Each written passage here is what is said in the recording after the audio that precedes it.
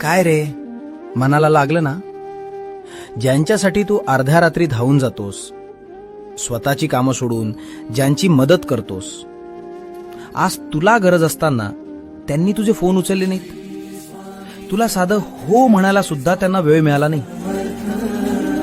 अरे वेड्या, हा बाजार आहे. इथे त्याच गोष्टीला किंमत मिळते जी दुर्मिळ असते.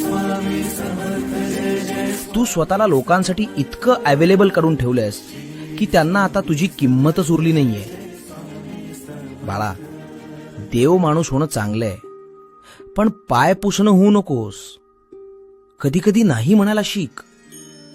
ज्यांना तुझी गरज फक्त कामापुरती आहे ना, त्यांना तुझ्या आयुष्यातून वजा कर.